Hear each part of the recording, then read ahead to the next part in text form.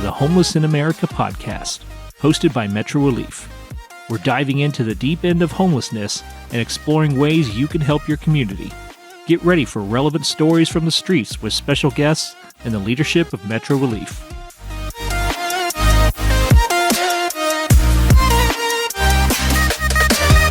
Hey everybody, welcome to Homeless in America podcast. We've got things mixed up a little tonight because I am hosting and Austin's going to be talking about how he started Metro Relief. So I'm here tonight with the founder and CEO of Metro Relief, Austin Bonds. Yo.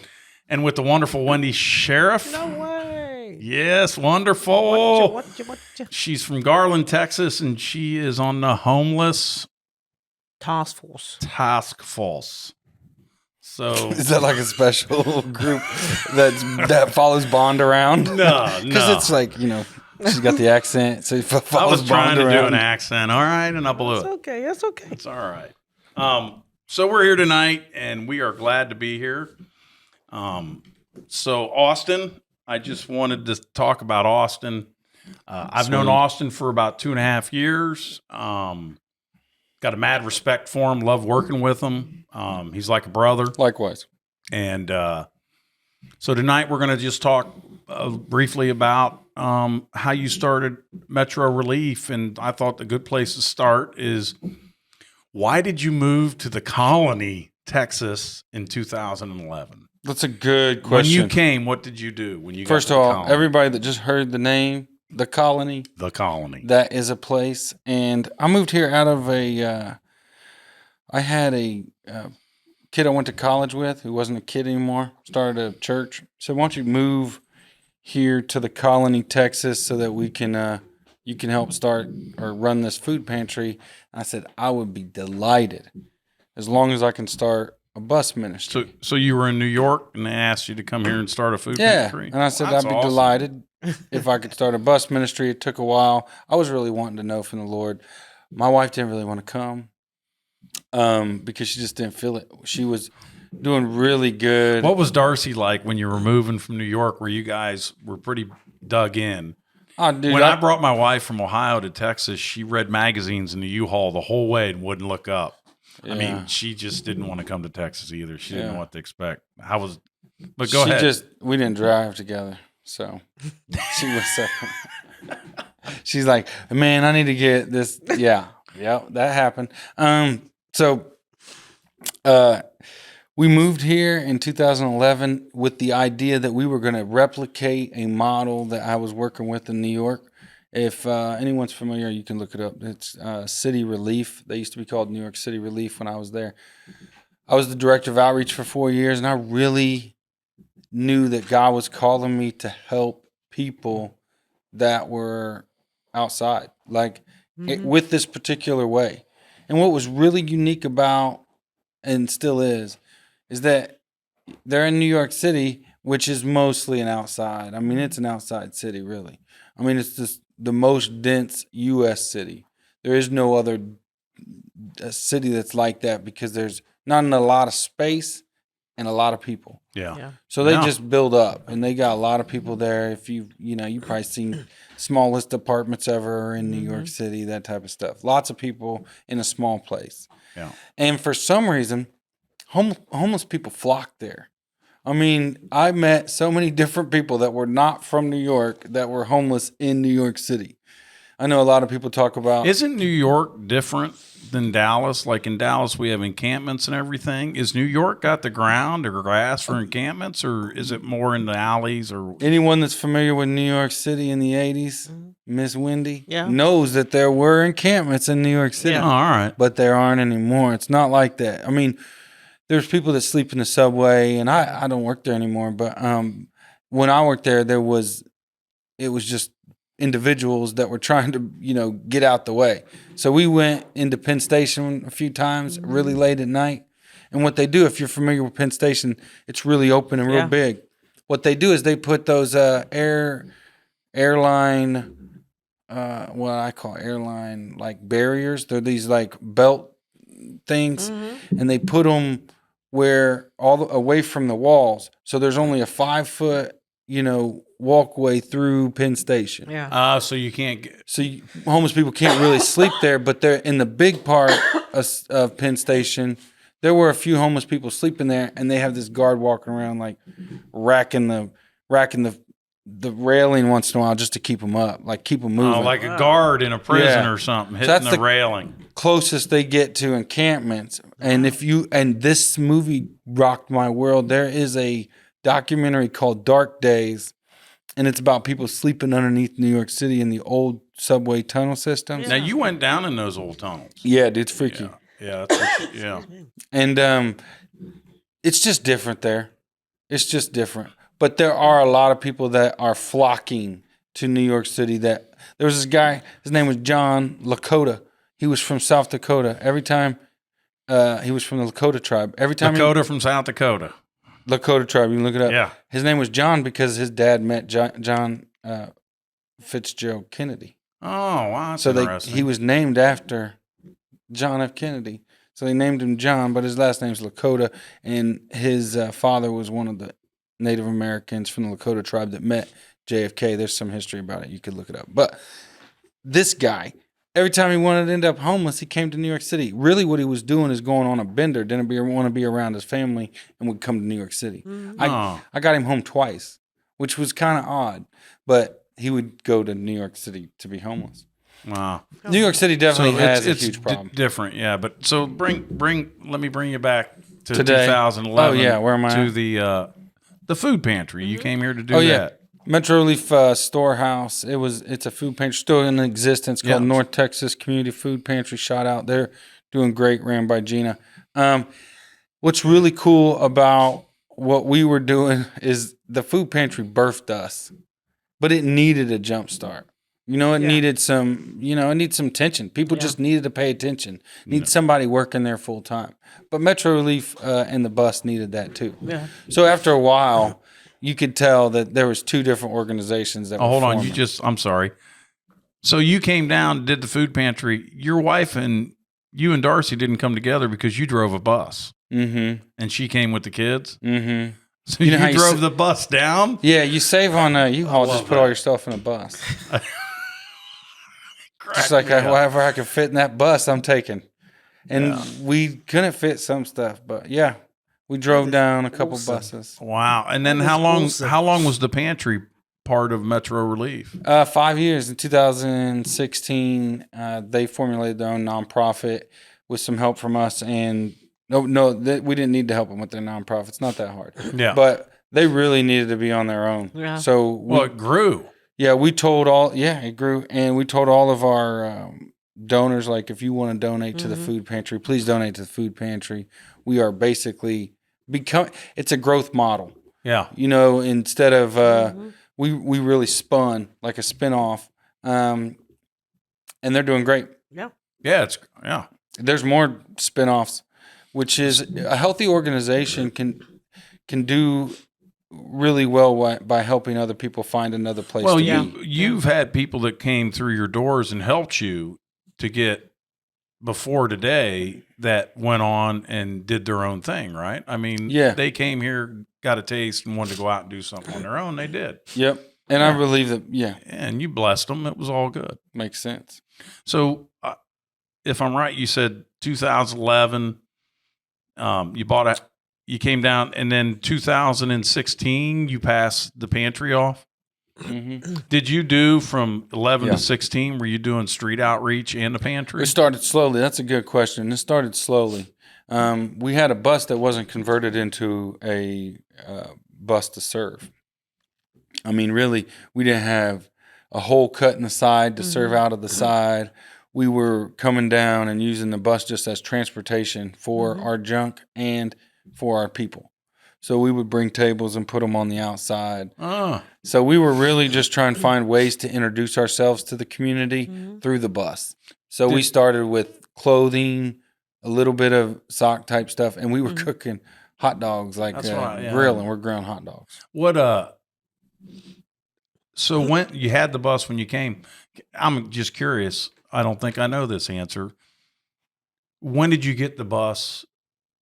When did you transform the bus into the way it is now? And can I ask, How much does that cost? I mean, what kind of Well, back then it didn't cost much because we was just doing it. y'all did it on your own, I didn't mean, you? we were welding it Yeah. and doing it all ourselves. It's But old school. a legit build out cost $100,000. I mean, it's Yeah. a food. You can look at them up. Food trucks are expensive. You got to Yeah. put all that stuff in them. Our buses are legit. Yeah, you got to put that. Yeah. You got to put a lot of stuff in them. So when did you guys start the outreach? We started right away. I mean, within months after moving here. The problem was that it just wasn't. We went to Fort Worth.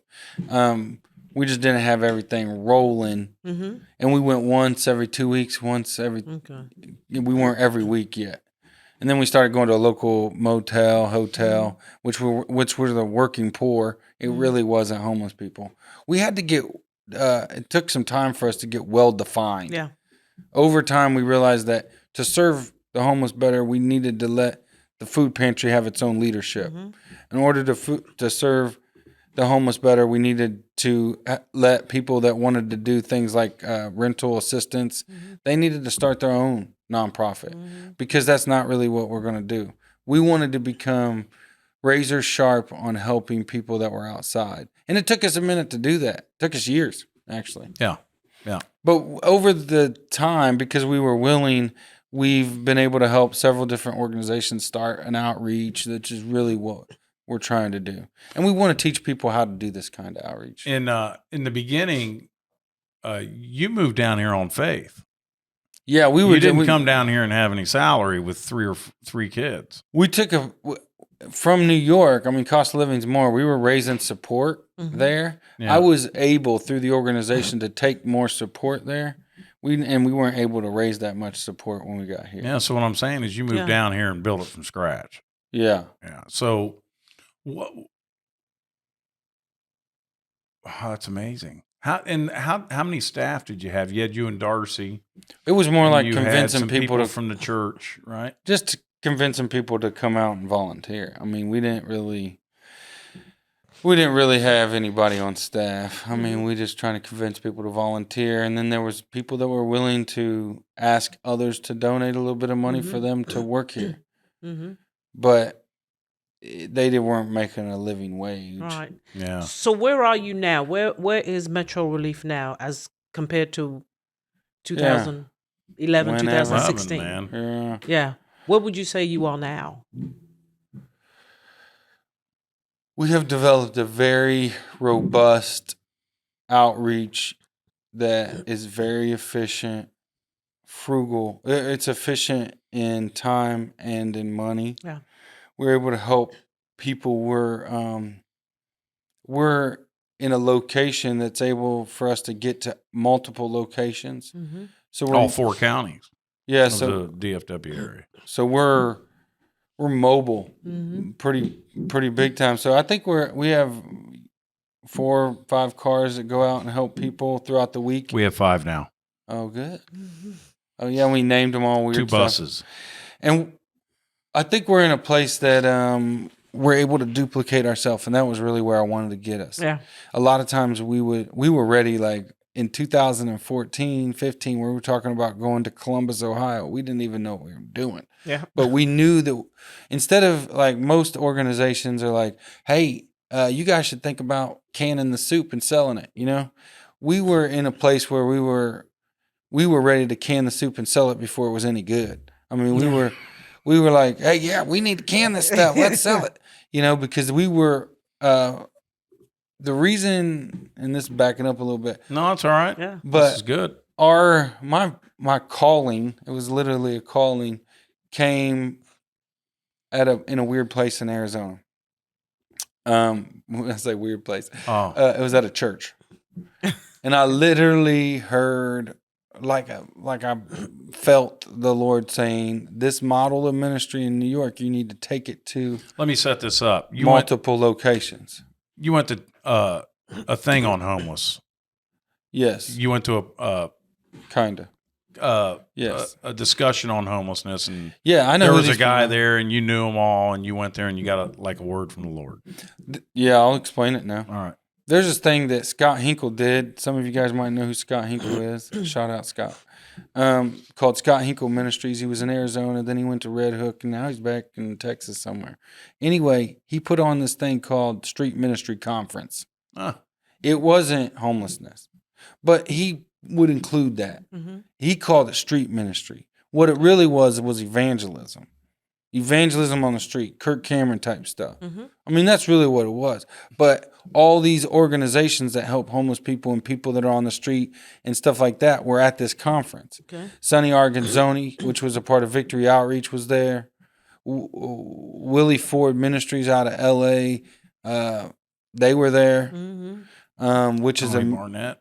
Yeah, Tommy Barnett, Yeah. which was the guy that was speaking when I heard my call, who's the pastor at Scottsdale Bible or whatever.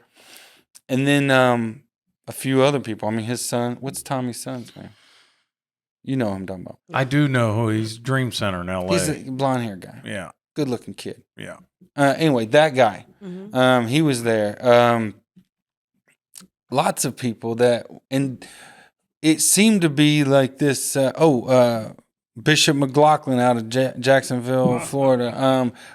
Brian, the guy from Houston that wrote Born to Die. What's his last? Yeah, that guy was there. Yeah. All these guys from ministries that were there. And I felt like, and Tommy Barnett got up and he said, people all across the room are hearing visions from the Lord right now that are going to rock this world. And I was like, I'm not really hearing what y'all are saying, but the Lord's telling me this thing about this crazy bus needs to be all across the country. And I heard 10 and I heard large. And I'm like, okay, so I got to franchise this thing? And well, I came off that mountain thinking, I'm going to franchise the bus. That's what I came off the mountain thinking. That was 2007. Oh, geez. Whoa. So I went to New York for 4 years after that. Then I came here for 5 years trying to figure out how to get, these ministries to work together and formulate Metro Relief. So the vision is still strong as ever. I know the Lord's calling it. If it would be a lot easier if I didn't have that. I mean, honestly, like if I didn't have that if I know the Lord can do it through me, but honestly, if I just supposed to do Metro Relief and just start a homeless ministry here in Dallas and help people here and do this model, that'd be fine. But I'm not. I'm supposed to keep going. Metro Relief's got to find a way to duplicate, find a way to multiply itself. And the things that, Charlie, you're leading a great effort. The things that you're doing out there is making a difference. So I would love to teach people how to do it. Yeah. I think we have a few things. And if you don't mind, I'll tell you what they are. Oh, please do. Yeah, Oh, you don't Please mind? do. No. Are you sure? He's Yes, positive, this- yeah. yes. Oh, okay, I'll tell you. Can I get a woo woo? Woo, woo. Woo woo. Okay, he got a woo woo. Woo-hoo! That was really weak. Oh yeah. I like Wendy's woo woo. Yeah, her woo woo was better. Yes. I like that woo woo from Wendy. We at Metro Relief have a few things that are core. Okay. And I feel like these things are core, and no matter where you take them, it'll work. There's definitely differences in the homeless populations where we go. But there's certain things that just work. They really work. And we all know what they are. Back in the day, though, people would have to come into the shelter if they wanted help. Yeah. You got to come inside. Well, if we know. Yeah. If there's anything about half of them hate being inside, they all- Yeah, they don't want- or more. Yeah. They don't want to be inside. And if you've ever stunk real bad, you don't want to be inside either. Yeah. Smelling yourself is worse. You know what I mean? Yeah, yeah. You don't want to be inside. You're afraid how you smell, how Yeah. you look, Yeah. that you're the center of attention, that you're actually offending people. Yeah. Most people don't want to be offensive. Yeah. So the whole idea of people having to come inside needs to be relooked at. And I think most people understand now there's homeless people outside. Yeah. And so maybe the way to go to them is to go, or the way to help them is to go to them. Yeah. So one of Metro Relief, we got to be mobile. Yeah. You have to be mobile. If you sit inside at a desk and it stays there, you stay there at that desk, you're going to get what you get. You're going to get the people that ain't scared to come inside, which might not be the chronically homeless, might not be the worst, cases or whatever. What do you want to say? No, I agree. It won't be a large quantity of them. Yeah. Yeah. And it's weird because I've seen it happen with lots of different groups of people. Veterans, Yeah. I've seen like veterans hate going inside. I don't know what it is. Pride. Yeah, maybe. Like I have to tell you that Yeah, I'm I'm a coming to beg. veteran. Yeah, Yeah. I'm begging. Yeah. Yeah, like that's a good Yeah, point. if you come to me, then Yeah. it's you coming to me. But if I'm coming to you, it's like I'm begging. That's true. That's true. If I walk out the door, Mm-hmm. you ain't got to walk in the door. Mm-mm. So that's what we are. We're mobile. And if the Richard Galloway used to say this in New York, and he's the founder of New York City Relief, he would say, if the homeless population moves, you turn the steering wheel. And that's what we have to do. We turn the steering wheel Yep. when they move. We don't have to like go build another building and or try to get them to come to us over here on this corner. We just turn the steering wheel. That's where we go. And so mobile is a real big deal to us. We're also based on Isaiah 58.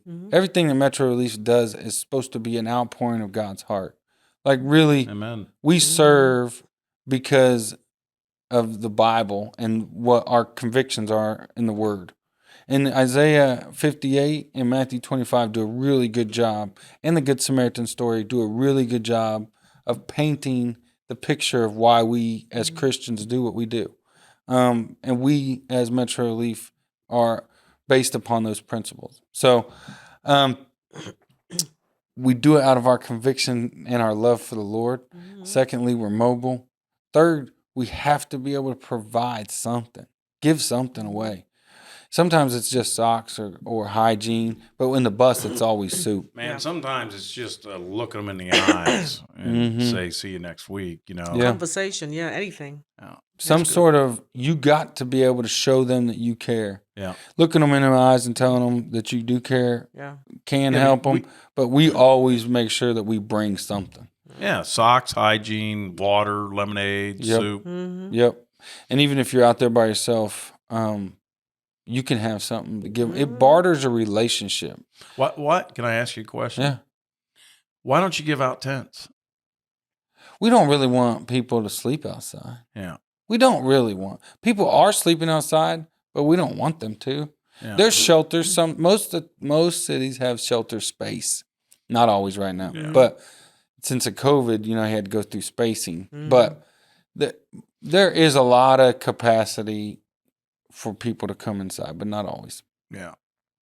It's almost as if like if you did give tents, it's like maybe condoning. We used to give tents. Yeah, that's what I was kind of saying. There's people that give out tents, and that's that boutique thing we were talking about before. We have like that's their DNA. That's the special thing, that service that needs to be done. And you kind of came to I remember when you told me, well, we used to do it, but your heart got changed. Well, one of the reasons why is because tents are a commodity, and whenever you can use them as all kinds of stuff. We found out one of the tents that we had 5 tents given to us on a certain day. They were all the exact same tents, and one of the tents was being used as an hourly rate. And there was somebody inside the tent that they were selling with the tent. And I just thought about that, like, what? It was the same day we gave it to them. It was almost like we gave you a tent so that you could turn it into a brothel. Yeah. I get it. And it's cheap. I mean, whatever your commodity of trading is. And that just wasn't cool with me. No. And it was like, I've got to find a way to give people tents that maybe can help them out of this situation, not continue to stay in it. Yeah. It seemed like it was that. That's That's 3 things. give us something. And then we build a relationship. Yeah. Of course, that's important. Yeah. Paul, he used to work here. He used to work at New York City Relief too, and he has his own organization in McKinney, Texas now called Emmanuel Labor. Yeah. And he used Shout out. He used to say it like this: ship builders. Yeah. We're ship builders. Like we're building relationships, and I like that. We're ship builders. We're building relationships and trying to help. Barter, get some traction here so I can give you some hope. Yeah. Because you can't transact hope usually without a relationship. Yeah, I agree. Yeah. I mean, sometimes you can by just being an inspiration and you didn't even know it. But conversation usually can instill hope. Conversation can do the opposite as well. So you can tear up tear Yeah. down just as much as you can build up. Yeah. So one of the things that we're battling is other people's, tearing our ship down. Yeah. We're really trying to build a ship. I want to ask you something about something you said a minute ago, and it was about duplicate Metro Relief. When you say that, I think that you want to go out and get brick and mortar in another city, or when you say duplicate, and what's the process you do to introduce somebody? I mean, is there a course or anything like that? How do you do this? Yeah. How do you duplicate?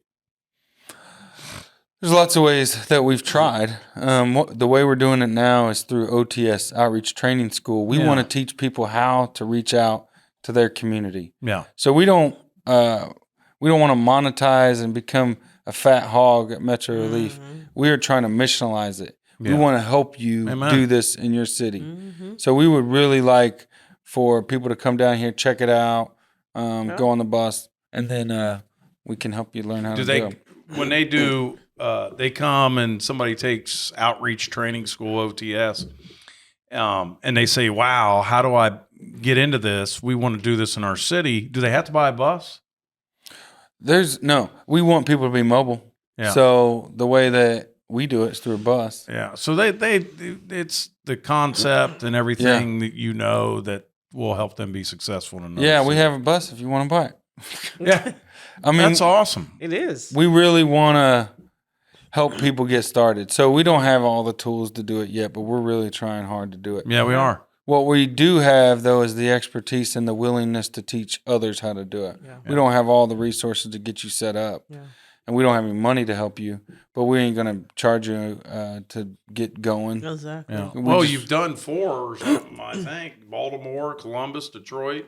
You're working on Cincinnati. And so it is going. I think the Lord's just polishing it up. So, and getting it ready. I'm excited. Yeah, I'm excited for what you're. Oh yeah, no, I'm sorry. Is resources. Number 5. That's the key. And if we did everything but 5, we would be almost everybody else. But number 5 is what makes a difference. It's the hardest thing we do. Yeah. It is the Good Samaritan part of the story. People talk about the Good Samaritan a lot. I've heard people talk about it all the time. People call their ministry Good Samaritan or the Samaritan Inn or other things like that because of the story is so inspiring. There's lots of different facets to it. But one of the piece that I love most about it is that the dude was relentless on trying to get that dude help. Yeah. He bandaged him. He put him in his vehicle or back on his own donkey or whatever, or his donkey. And then he put him in his vehicle. He transported him. He was mobile. He took him to the resource, which is the last part. And then he told the resource, hey, he going to need more, I'm sure. When I come back. I'll pay you when I get back. Sounds familiar to me. Yeah, if you can't do that part of it, you're like a resounding gong, man. Yeah. You really become annoying. Like I hear people out there, and the hard thing is that people on the street appreciate you.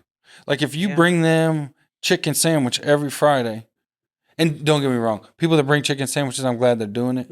But for our part is to not stop there. We have to finish the job. Yeah. And we have to find a way. If that dude is willing to get them off the street, if they're willing, we have to be. So that's really the number 5 is resource, and it's not tricky. It's pretty simple. Almost rural homelessness is hard, but in most major cities in the United States, there's money available and people available that are supposed to be working to help these guys get housing, government housing. Now, not always is it available, but there's people that are supposed to be signing you up, getting you access to that. That's available for American citizens and everybody else. I mean, we really want to help people. Yeah. There's a few things that have to exist. And those things we work on very quickly. You need identification. Sometimes you need to get cleaned up because you have to go sign up for a lease. You have to go write an application. You have to do all that stuff. Yeah. So all those things that you need, we are there to do. If the path, if the path is housing for you and you have to wait, then we'll wait with you. Yeah. But most of the time, we want to get you off the street. Yeah. We don't want you to stay there waiting on housing. So if that's going to be something, then we're trying to help you off. Right. We're telling you about detox. We're trying to encourage you that now is the time if that's a problem you have. That's right. Or we're taking you to detox, then transitional living. We'll take you out of state. And then we're along the way having conversations about how to get them back in touch with their family. Yeah. Are they willing? Is the family willing? Yeah.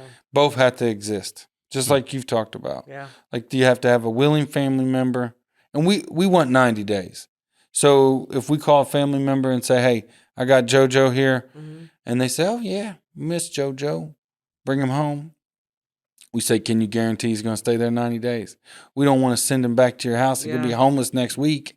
Yeah. I mean, so we ask for 90 days. And it's a hard thing to do. It's a very hard thing to get involved in people's family relationships. You don't. And sometimes they say you had 90 days when, it doesn't last 90 days because they just twist it all, Yeah. I mean, but that's the only right thing to do to get them help is let the family know, man, are you in? Yeah. You committed. Yeah. Yeah. And I like the analogy that you gave of the Good Samaritan, right? And I think what I got from what you said is, if you read that part of the Bible, if you actually read it, the Samaritan, the reason why Jesus used the Samaritan is because he was the lowest of the low. Yeah. Right? Yeah. And everyone else was a preacher man. Yeah. Man. Right? And what I got from what you said was you can be a good Samaritan, but it's the fact that he said, look, I'm leaving him here and I'll be back. Yeah. And if there's I'll be back. I'll be back. Yeah. That's the follow-up. That's you guys saying, are you good for 90 days? Yeah. You win? Yeah. For those 90 days, I'll be back. Yeah. If we have to, keep you in a hotel, whatever it is, Yeah. we ain't going anywhere. I'll be back. And everything else, we're covered. If it costs more, we got you. You take the burden off of the people that we're trying to help. Yeah. And it may not seem like a lot to anyone else outside, but it's huge to them. It's a huge, it's It huge. is. It's huge because they don't have to worry about that. Right. If I can, we got a little bit of time left. I want to turn it because you told me about when you got here in 2011, Austin, and I just thought I'd ask you for a little of your testimony about how you got not to New York in 2007, but maybe if you could share a little of your story on why you got such a big heart for this and you take it. I'm from the great state of Indiana. Hoop, hoop. Who's in the house? We play basketball better than anybody else. Yes, and you do. I'm sorry. I didn't know that. Yeah. Yeah, okay. Yeah. And our high school is the bomb. You have one high school in Indiana? Mhm. Okay. Well, come on. Yeah, but what I'm city just in asking. Indiana? In my city. I'm Hey, just what asking. city? You Marion. Marion, Indiana. Marion, Indiana. Yeah. And That's where Is that Robert man? F. Kennedy went in 1968, 2 weeks before I think he was assassinated. When he was campaigning for president, he went to his hometown. You weren't born yet. I was. But he said it was the poorest county or city in the country at the time. That's where he grew up. Go ahead. Marion, Sorry. Indiana. Marion. We are known for some other really cool stuff, like the Basketball best player. Yeah. Or no, basketball team. Yeah. Oh, you guys have a team too? Yes. Okay. It's the high school that you were referring to that was like one the high only school? one. I'm Yeah. just asking. Okay. I'm just asking. Yes. We have 8 state championships. Yeah.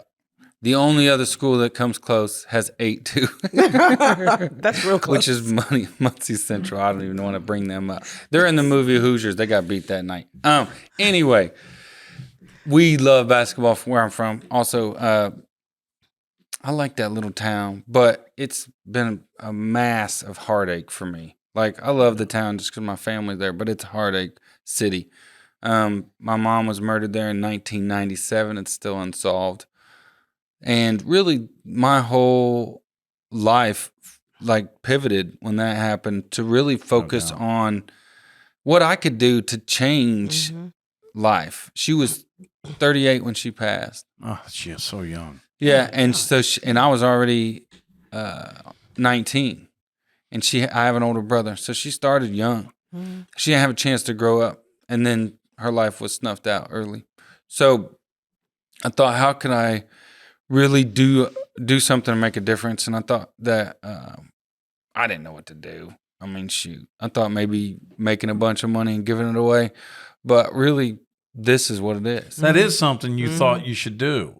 Yeah, make a bunch of money So and give you it away. went out and you were a successful businessman. Well, I tried to be. I wanted to do home inspections. I started off trying to franchise that business and trying in Marion, Indiana, and then just realized you wanted to give the money away. Yeah, I just realized that it's not With a wife and kids.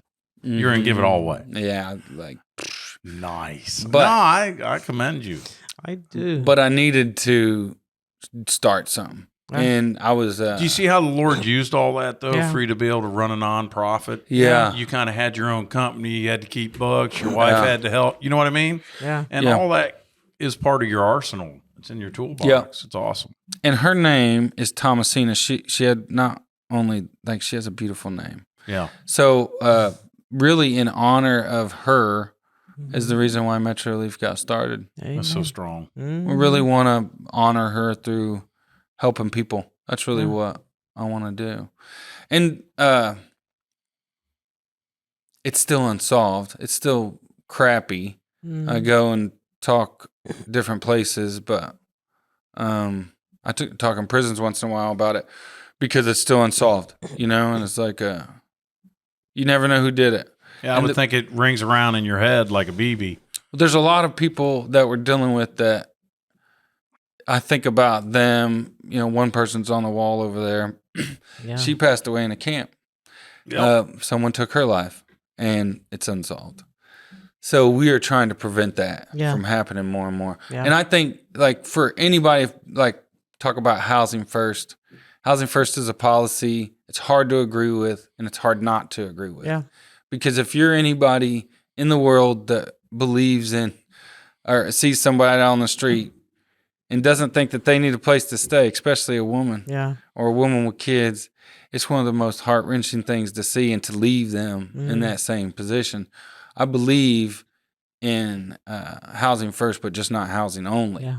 I really want to see people have a chance to get off the street and stuff. And my mom was living at the time when she was taken away in a very piece of crap place. It was some people call it SRO, single room occupancy, where in New York, actually they have a lot of them, where everybody has a bedroom, but you share a bathroom. And that was the way my mom's little house was set up. She was trying to save money so I could go to college and just hooking me up, but she lived in a piece of crap place. And that's one of the reasons why her life was taken. It was seedy, my little town's seedy. Marion, Indiana. Couple fun facts about Marion, Indiana, if you want to know. I do. James Dean was born in Marion, Indiana. Really? Uh-huh. Yeah. Really? Big deal. Okay. Yeah. Big deal. Yeah. We have some cool things. Like James Dean was really considered the essence of cool. Yeah. Yeah. With that so- leather jacket and all that stuff. Yeah. So I feel like, I get That's why you're cool. right, Yeah. because I mean, he was it can rubbed we- off on you. It's Can we the- call you James? Is it? Yeah, go Yeah, ahead. okay. It's essence, man. He's the essence of cool, Yeah. and he was born in Marion. We had some dark stuff too. Marion, Indiana is the last place where a lynching took place in the North. Oh wow. 1933 in August. Abram Shipp Oh wow. and I forget the other guy's name. And James Cameron was there. James Cameron. There's 3 guys. I'm gonna tell a story real quick. You guys could look it up. Everybody could look it up. This is a crazy story, but this is Marion, Indiana. And the race issue has always been there. But I never felt it growing up. But Oh, I know if I was a different color, I'd feel it. Yeah. But I grew up in the hood, and we just considered all poor. So we looked at other people as the problem. But that lynching that took place, there was this girl that said she got raped and got some stuff stolen from her. That was the movie, right?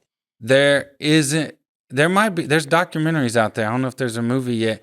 And she was a white lady. The guy, Claude Dieter, he did die. I think he got killed that night. Man, I could be wrong. Anyway, the lynching in the North is what I was really talking about. Yeah. And James Cameron, that's what I want to talk about because he's an important part of this. There was 3 people that were getting broken out of the jail that night. It was a mob taking them out. You can look the picture up. I hope we'll be able to put it up on the video. Mm-hmm. The picture is very famous. It won a national prize, a Pulitzer Prize. And then from that picture, there's a picture of the lynching, 2 people hanging in the square.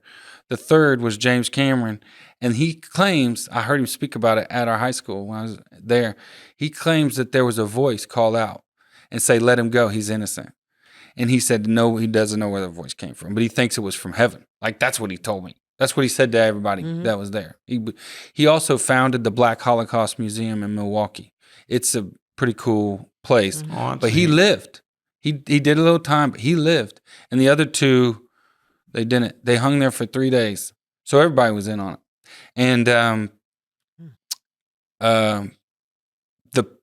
picture, if you look at the picture, it's very striking and upsetting. So you could look at the picture, but there was a poem wrote about it. Picture taken, poem wrote about it. The poem was called Strange Fruit.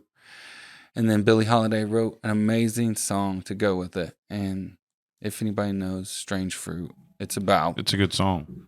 fruit hanging in the tree. It was blackballed. You ever heard of that? I'm sorry. It was stopped being played on the radio back in the day because of its subject matter. Everybody loved it, and then they started listening to lyrics, and they took it off the radio, and it ruined her career. She died a heroin addict. Yeah. In Baltimore. Yeah, she's from Baltimore. You can look. Her story's out on Netflix. A couple different documentaries. Yeah, they just did a movie on her, and it's pretty sad. Yeah. Well, Yeah. So the reason why Metro Relief exists in memory of Thomasina, my mom, but I've also gotten a lot of trouble too. So I'm not no innocent person. I did some time, but that was one of the reasons why I really wanted to. I got scared straight early on. Mom's life taken away. Went and got my college degree and wanted to give back, and this is how I do it. I mean, you never talk about. I mean, you got educated. I got a master's degree. Yeah. I'm a master's. Yeah, see, I didn't know it till recently, and I have a PhD, Yeah. public high school diploma. I got ADHD. That's that wah, wah. Yeah, he got a couple different degrees. I got a couple of different degrees, but they're not worth talking about. Well, That's cool though. That's what cool. else? What else are you thinking? Yeah. I'm glad that we get the chance to talk a little bit about homelessness on a podcast. Yeah. I hope some people will listen to it, share it. Yeah. Go ahead and like, subscribe. Go ahead and do that stuff because we're not doing this for our own benefit or mine, yours, anybody. We're not getting paid to do this. Nope. We really want to help homeless people across the United States. Yeah. That's why we called it a bold name, Homeless in America. Yeah. And we gotta let everyone know that everyone can do their part. Yeah. You don't have to be anyone. Yeah. Hey, everyone can do their part. Yeah. Well, this is a great episode. Really was awesome. Thank So you, I'm going to guys. close it out, and I'm going to do what my boss, my good friend, always does, and I'm going to say, peace out. Peace out. Peace out. Peace out.